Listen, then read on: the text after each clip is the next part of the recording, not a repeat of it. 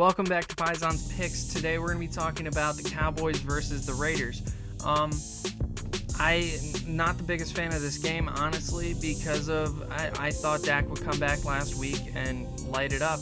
But apparently he can only put together 9 points on offense against the Kansas City Chiefs team that has gotten better, but its defense has just continued to struggle. So I don't like that. And then there are just a million reasons to hate betting on the Raiders. Like,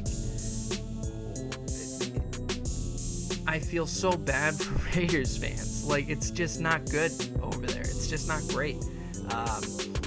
You've got slight racism, homophobia, threats of murder, their owner's haircut, other things that we're not going to talk about on here because this should be more fun, and I think we're all sick of hearing about it. But what an implosion.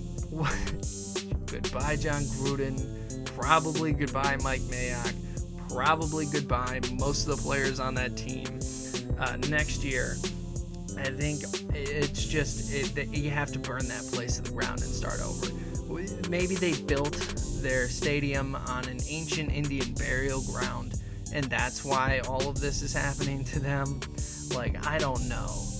Something. They need some type of exorcism.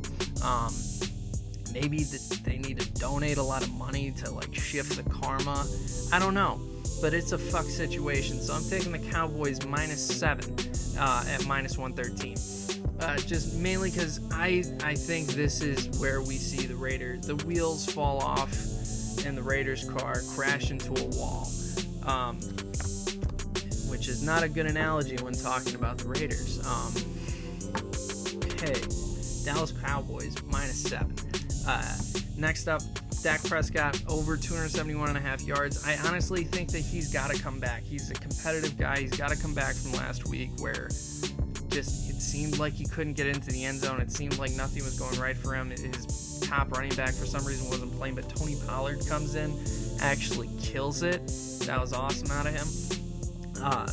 But even though CeeDee Lamb's out and Amari Cooper's not playing, I see Dak Prescott being able to throw this ball down the field to Michael Gallup.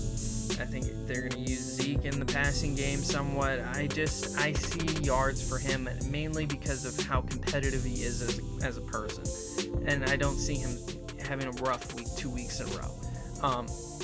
Dak Prescott over 271.5 for -115. Not a bad deal.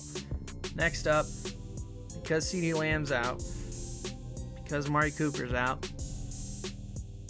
because we've decided that the Cowboys are going to win by 7, I'm taking Michael Gallup for a touchdown at +132. I don't love the odds on him at +132. For a guy who's kind of on his way back, he had a really good game last week, but he's on his way back. I'd much rather see it at like +175 or something, but I think they're low like that because Vegas knows he's going to score, and they don't want to give out a lot of money.